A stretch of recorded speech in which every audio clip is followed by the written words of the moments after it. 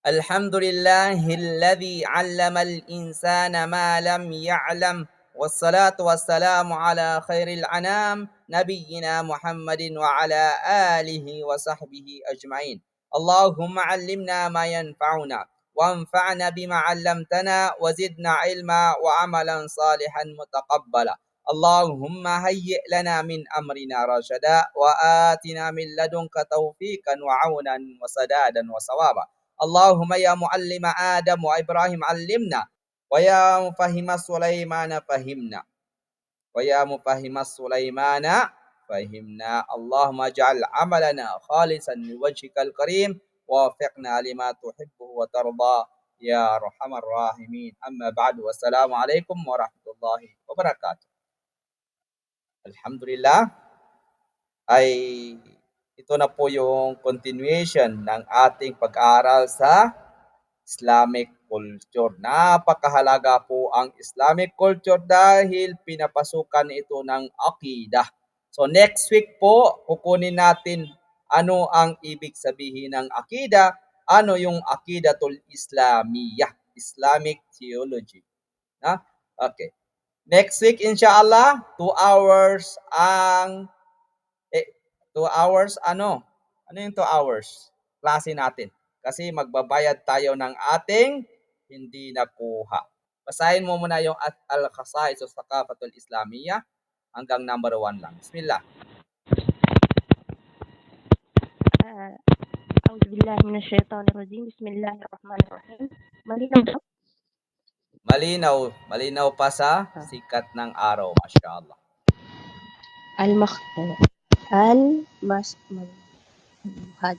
المحاضرة الثالثة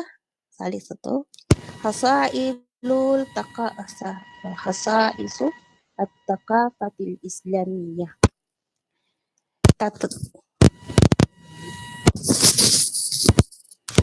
تتسم الثقافة الإسلامية بخصائص تميزها عن غيرها من ثقافات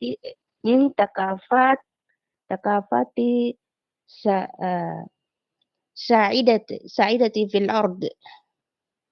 ومن أبرز هذه الخصائص الأولا الربانية. الثقافة الإسلامية تستمد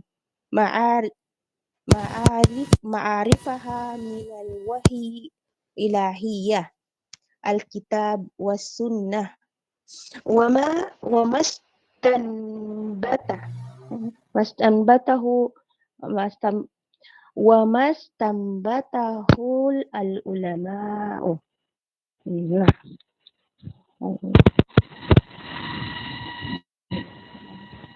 العلماء المسلمون من هدايتها، وهي تدعو إلى توحيد الله تعالى وإلى مكارم الأخلاق وإخلاق الحق ورفع الظلم وصلة الأرحام. لذا لنشر الخير وتوضيح الأمة بالصبغة الربانية. وقال تعالى صبغة الله ومن أحسن من الله صبغة ونحن له عابدون. البقرة 138. شكرا. Barakallahu fiik, Sister Intan, wa jazakillahu khairan. Hasan, alhamdulillah. I-explain natin yung yung binasa ni Sister Intan. Mayroon po, kung mayroon khasa'is al-kanuniyya, mayroon din al-khasa'is at-thaqafatil islamiyya. Kung mayroon khasa'is al-sharia, mayroon din ang khasa'is at-thaqafatul islamiyya. What is a khasa'is? Ano ibig sabihin ng khasa'is? Yan po yung mga katangian ng kulturang Islamiko.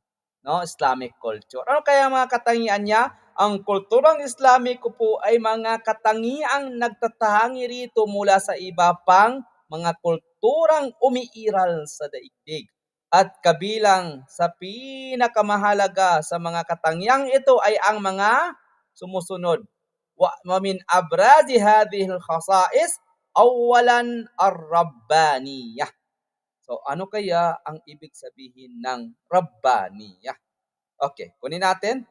So, ang Rabbaniyya fathaqafatul Islamiyya tastamidu ma'arifaha minal wahyi al-ilahi al-kitabi was sunnah. Ano ang ibig sabihin ng Rabbaniyya? No? Yung pagiging makadiyos o divine source. Ang Islamic culture ay natatangi sapagkat ang pinagmumulan nito ay wahyin, no? Yung Al-Kitab was Sunnah, ang Quran was Sunnah. Hindi ito produkto lamang ng tao o kultura ng isang lipunan, bagkus ito ay mula mismo sa Allah Subhanahu wa Ta'ala na tagapaglikha. Dahil dito, ang lahat ng turo, alituntunin at pamantayan ay nakabatay sa pagtuturo ng tauhid, pagkilala sa kaisahan ni Allah Subhanahu wa Ta'ala at sa mga mabubuting asal gaya ng katarungan, awa at pagpapanatili ng ugnayan ng pamilya, silatur rahim. Na? At mayroon pang iba dyan na i-explain natin mamaya-maya. So, ano ang sabi ng Allah Subhanahu wa Ta'ala? Sibagat Allahi wa man ahsanu min Allahi sibagah wa nahnu lahu abidun. No? Ang ibig sabihin ng sibaga Allah ay ang tatak o kulay ng pagiging makadiyos na nakikita sa pamumuhay ng Muslim. Ang kanyang paniniwala, asal at gawa ay sumasalamin sa patnubay ni Allah Subhanahu wa Ta'ala. Ang kanyang paniniwala, no? Asal at gawa ay sumasalamin po sa patnubay ni Allah Subhanahu wa Ta'ala. Anong halimbawa niya?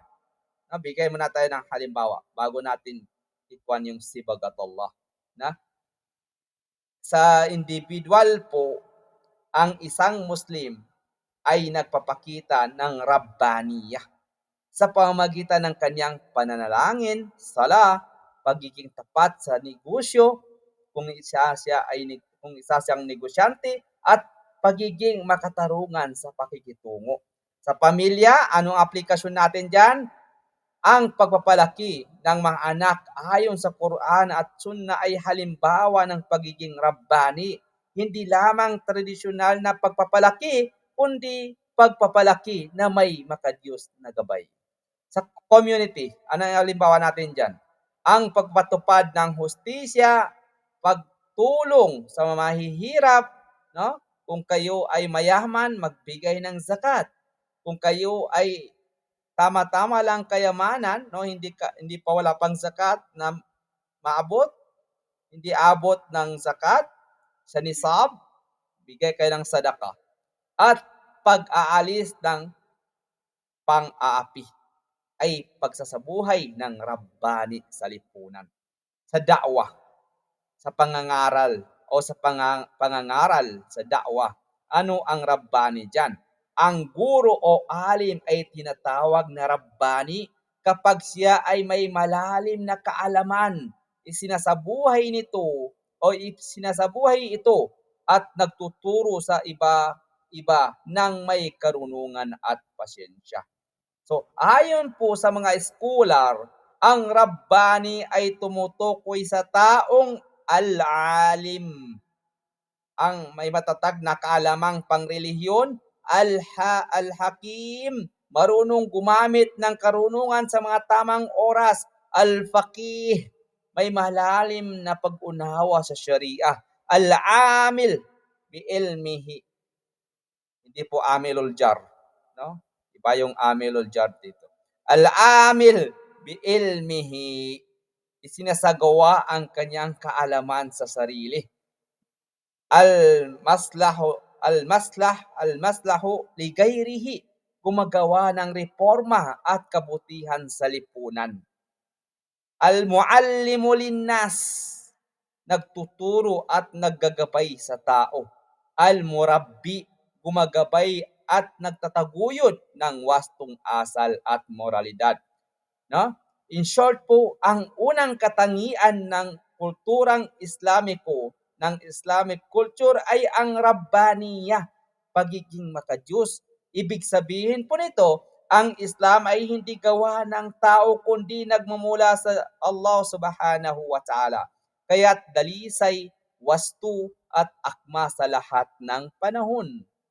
Ang Rabbaniya ay nakikita sa paniniwala, asal at gawain ng mga Muslim at gawain ng Muslim sa kanyang relasyon sa sarili, pamilya, lipunan at sa kanyang pananampalataya. Ang tunay na Muslim ay hindi lamang nagsasalita ng Islam, kundi isinasabuhay ito ng buo at tunay. Wagyazakumullah khairan, khulasatul kalam minkum. Tafaddalu.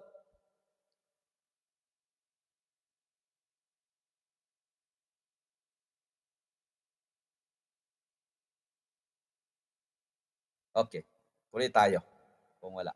So, sa Quran po, sibagat Allah. No, ang sibagat Allahi ay merong dalawa. Ang kulay tatak ng Diyos, sundin niyo ang relihiyon ng Allah subhanahu wa ta'ala o ang likas na kalikasan, fitrah, na itinanim ng Allah subhanahu wa ta'ala sa tao. Ano yon? Okay, ganito yan. Ang sibaga, ang salitang sibaga ay literal na nangangahulugan na kulay o tatak. Ngunit sa konteksto ng Quran, sa nas ng Quran sa Surah Al-Baqarah 138, ay tumutukoy ito sa tatak ng pananampalataya mula kay Allah subhanahu wa ta'ala. Ibig sabihin po, ang isang tao ay sumusunod sa dinullah, no? Relihiyon ng Allah subhanahu wa ta'ala ay nababalutan o natatatakan ng kulay o anyo ng makadiyos sa pamumuhay. Pangalawa, ito po yung lalabas sa exam inshallah. Pangalawa po, fitratullah. Ang una, dinullah. No? Yan po yung sibagatullah. Ang sibagatullah ay, dito po pangalawa, fitratullah. Ang fitratullah naman ay ang likas na kalikasan na inilagay ni Allah sa tao, ang natural na hilig na kumilala at sumamba sa kanya. Tafaddalu. Ako naman makikinig. Barakallahu fikum. Sister Fatima, tafaddali.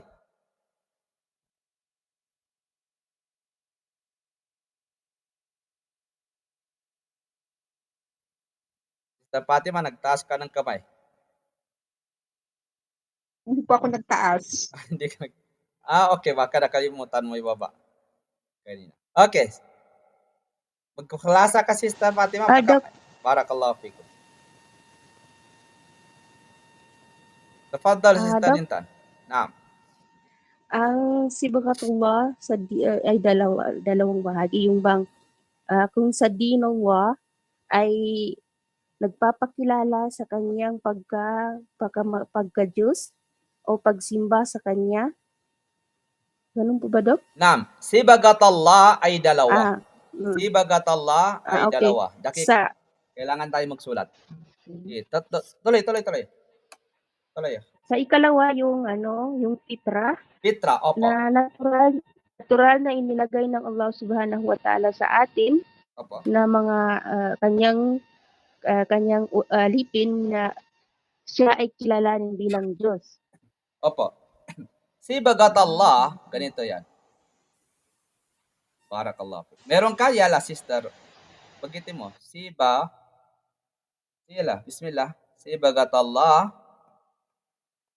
Sibagatullah ay meron siyang dalawa.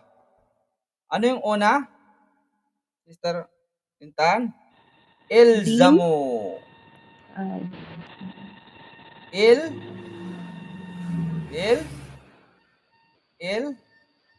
Nangyari siya. Ilzamu. No? Ilzamu, ano? Dinullah. Ilzamu, Dinullah. dinallah. Ano nangyari sa kuha natin? Ilzamu, dinallah. Okay? Pangalawa, ano? Aw? Yung fitra, Fitratullah. Naam, fitratullah. Yan po ibig sabihin. Fitra, Allah. Bakit Allah dito? Next time yan. Sana ko. Tafaddalo. Yala, explain niyo sa akin. Si bagat Allah po ay may dalawa. Yan ang nalabas sa exam, inshallah. Ilzamu dinullah, ilzamu dinallah, o fitratallah. Tafaddalo. Ano ibig sabihin niya? iljam. Naam, ilzamu. Ano ibig sabihin ng ilzamu? Naam, kailangan po sumunod ang isang tao. Kung baga sa batas, lazim, no? 'Di ba mayroon tayong sa batas na qaidatul muljima, no? Yung pagsunod sa batas. So dito ilzamu dinallah, no? Ang ibig sabihin niya, Sister Intan, ay ang isang tao na sumusunod sa din ng Allah Subhanahu wa Ta'ala ay nababalutan o natatatakan ng kulay o anyo ng Diyos na pamumuhay. Yan ang ibig sabihin ng din Allah. Wa fitratullah naman ay ang likas na kalikasan na inilagay ni Allah sa tao, ang natural na hilig na kumilala at sumamba sa Kanya. Tafaddalu, Sister Intan.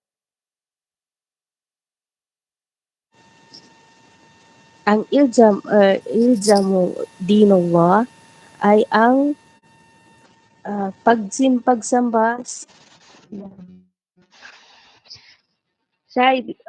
pagsamba sa Allah, pagsunod sa din ng Allah, na ang taong gumagawa niyon ay nababalutan ang kanyang pamumuhay ng isang makadiyos na pamumuhay. Inshallah. Then fitratullah, ito yung nilagay talaga ng Allah sa atin na natural na ating kahiligan bilang isang tao na pag kinikilala, hilig na talaga natin itong bagay na ito na nakikilala natin ang Allah subhanahu wa ta'ala. Ganun ba yun? Na. Nakilala natin. Ano yan? Yung nilagay talaga ng Allah subhanahu wa ta'ala ang natural na pagkilala sa Kanya Opo. Okay. at Tama. ang mga kahiligan natin. Opo. Yung nature of human being. Barakallahu fiik. Opo. Syukran jazilan, Sister Intan. Sino pa? Sister Jubaira, tafaddali.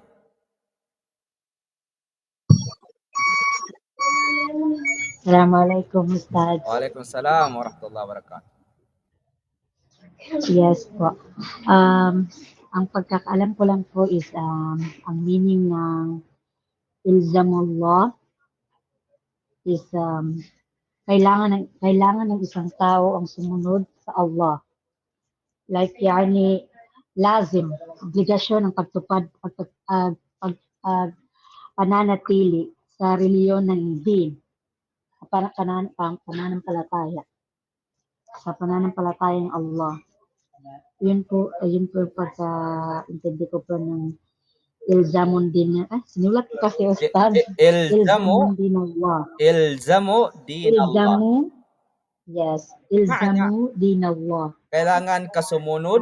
No? Sumunod ka sa din ng Islam. Dinullah. Yes. Islam. Opo. Sumunod ka Kailangan po sumunod sa din Allah. Naam.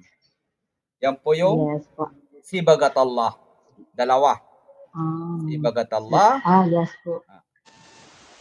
Para po dun Dok sa Naam. yung paalhamaha pujuraha wa taqwaha. Bali yung pujuraha, yun, nasa fitra po yun. Pero kailangan natin doon tayo sa taqwa ha, ilzamullah, ilzamudinullah. Parang ganun po ba yun? Maybe, inshallah. Inshallah, wag na tayong punta sa ibang aya kasi mawawala tayo. Doon yan sa tafsir, Sister Intan. Okay? Inshallah, sa tafsir, inshallah, doon kahit saan tayo pupunta na aya.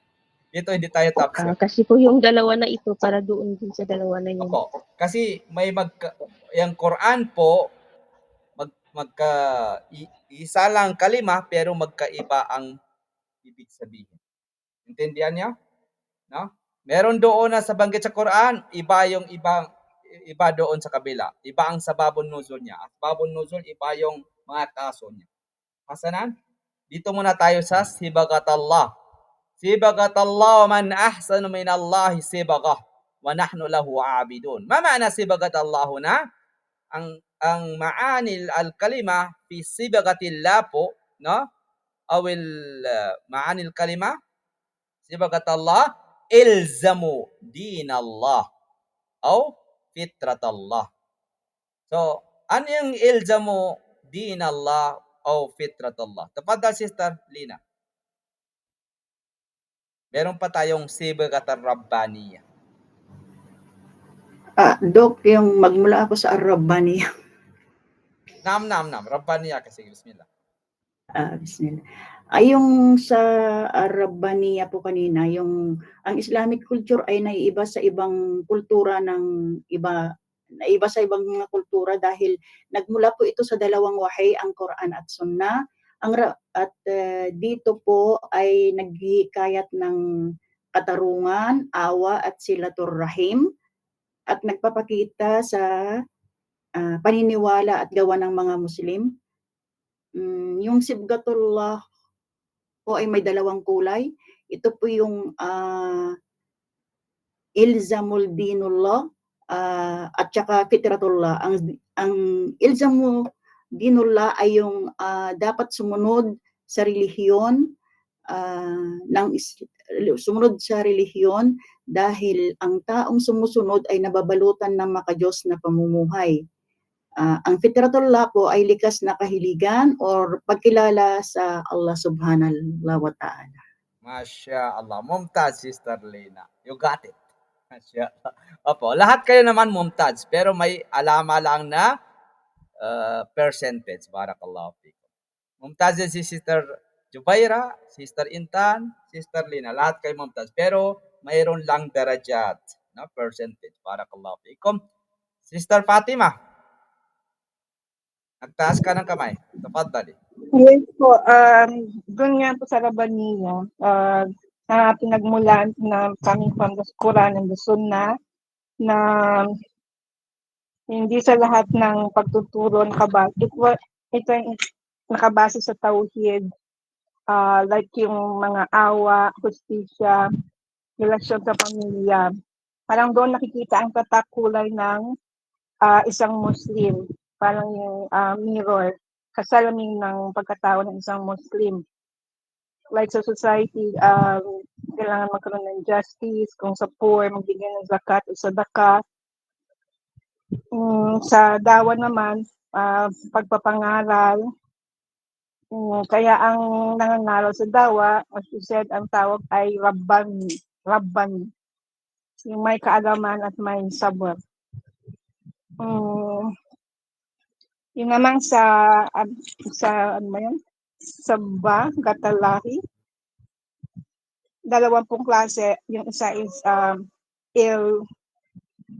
Lazimudin Allah, na yun ay parang obligasyon na sundin ang relihiyon ng Allah. Pagsunod sa relihiyon ng Allah. Sa fitratullah, yun ay natural, human nature ng pagkilala or likas na kalikasan na pagkilala sa Allah subhanahu wa ta'ala. Yun po.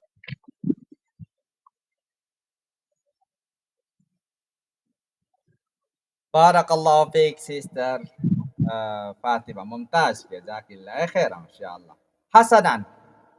Punta tayo sa sibagat ar-rabbaniyah. Sibagat ar-rabbaniyah, meron siyang ano? to. Sinulat natin. Sino makabasa? Mabasa niyo yung rating ko? Sino makabasa ng rating ko? Ang una po ay ang Sibagatur Rabbaniya. Ang ano po ang ibig sabihin ng Sibagatur Rabbaniya? Ang kulay o tatak ng pagiging makadiyos. Sa Quran po, inilalarawan ang isang taong Rabbani bilang alim, al-faqih, al-amil bi-ilmihi. Muhim jiddan. Al-muallim linnas, al-murabbi. So, kukunin natin yan. Barakallahu fikum. Meron pang isa pala. Marami sila. Hindi lang yan. Okay, yan lang muna kukunin natin. Barakallahu fikum. Hasanan? So, dito po ya ikhwani wa akhawati. Dito po, ang ibig sabihin ng 5, ganito yan. Muslih.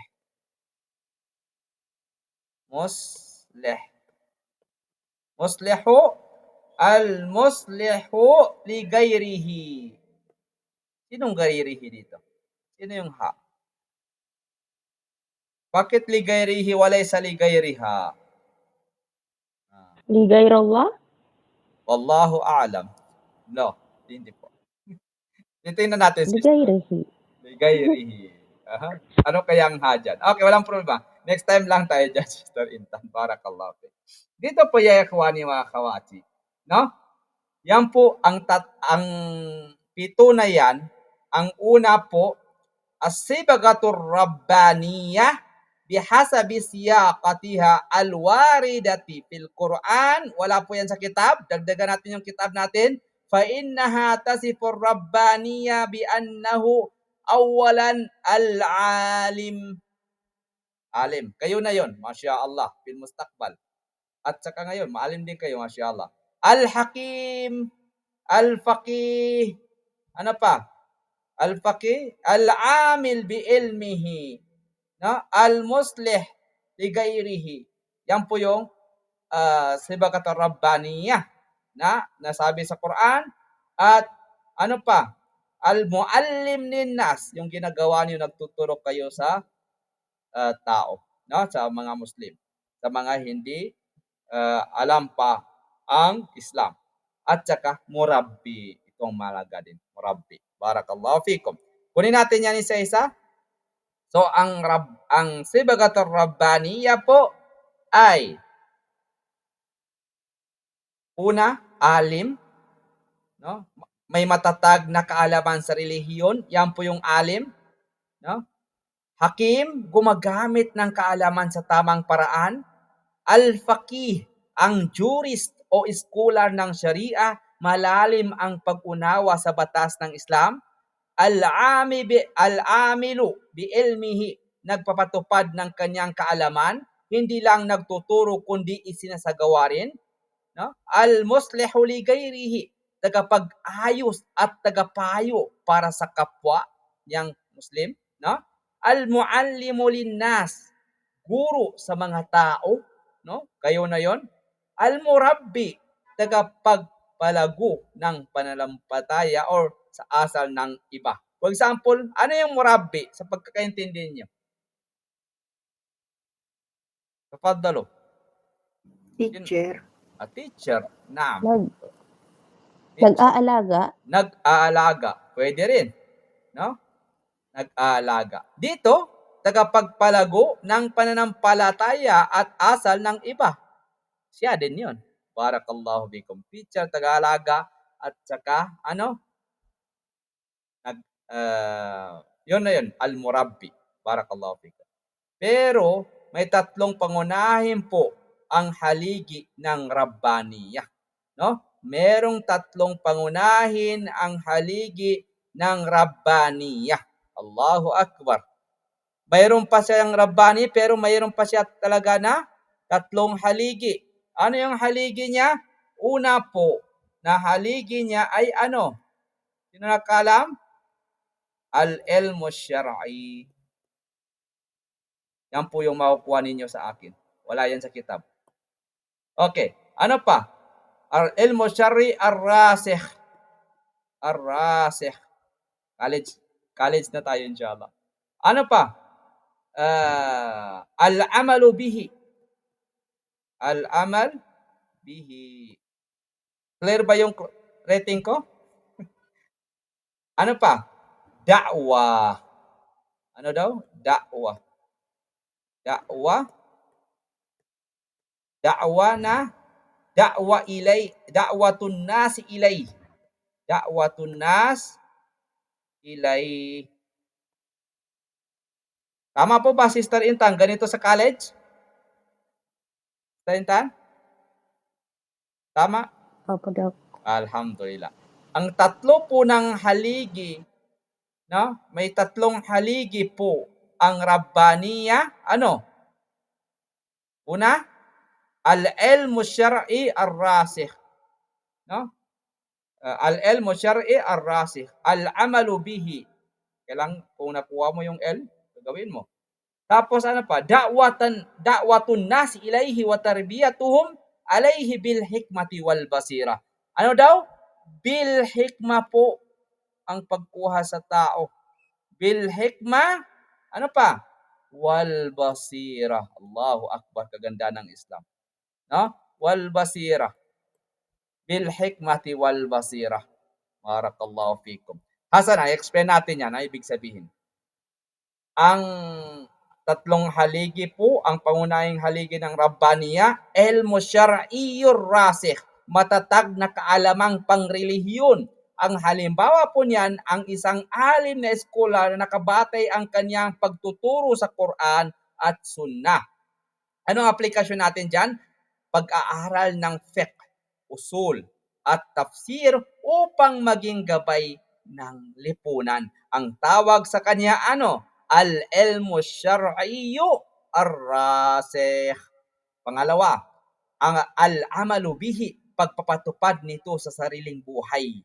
Anong halimbawa niyan? Ang guro na hindi lamang nagtuturo ng sala, kundi siya mismo ang nagsasagawa nito ng tama. No? Ano ang aplikasyon niyan? Ang pagiging mabuting ehemplo sa pamilya, trabaho at komunidad. Pangatlo, ad-da'watun nas ilay wa tarbiyatuhum, no? Wa tarbiyatuhum ila akhiri. Ano yung sabi? Wa tarbiyatuhum alayhi bil hikmati wal basira. No? Ayun ang sulat natin. Ano yan? Yung pag-aanyaya at pagpapalago sa tao gamit ang karunungan at kabatiran. No? Bil hikmati wal basira. Anong halimbawa niyan? Ang daiya, ang missionary na nagtuturo ng Islam sa paraang mahinahon, may respeto at may lohikal na paliwanag. Ano ang aplikasyon natin diyan? Paggamit ng social media, paaralan, no? At mga khutbah upang hikayatin ang tao na mamuhay sa Islam, no? Sa individual po, dapat hindi lang natuto, kundi sa example natin sa individual, dapat hindi lang natuto, kundi nagsasagawa at nagtuturo sa pamilya. Sa pamilya po na example natin, ang magulang ay Rabbani kapag tinuturuan niya ang anak ng Quran at Sunnah at ginagabayan sila ng magandang asal. Muhim jiddan. Ano ang muhim? Asal. Allahu Akbar. Muhim. Bidunil asal, mushkilah. Okay. Sa community po, komunidad, ang Rabbani ay gumaganap bilang gabay, nagbibigay ng hustisya, justice, pagpapapayo, at pag-aayos ng hidwaan. Islahu bainan nas in Arabic. Khulasatul kalam po, ang Rabbaniya, pagiging makadiyos, ay kakayahang ang ng isang tao na kaugat sa tatlong bagay. Malalim na kaalamang pangrelihiyon, yung pu'y al-ilmu syar'iyyu ar-rasikh. Pangalawa, pagsasabuhay ng kaalaman, yung pu'y al-amalu bihi. Ang pangatlo, ang pagtuturo at paggabay sa tao sa tamang landas, da'watun nasu ilaihi wa tarbiyatuhum ilaihi bil hikmati wal basira. So, yan po ito ang tunay na tagapagdala ng Islamic culture. Ang taong may kaalaman, asal at mission na palaganapin po ang Islam ng may karunungan at kababaang loob, no? Kailangan po ganun ang gagawin natin, insya Allah. Tafaddalu.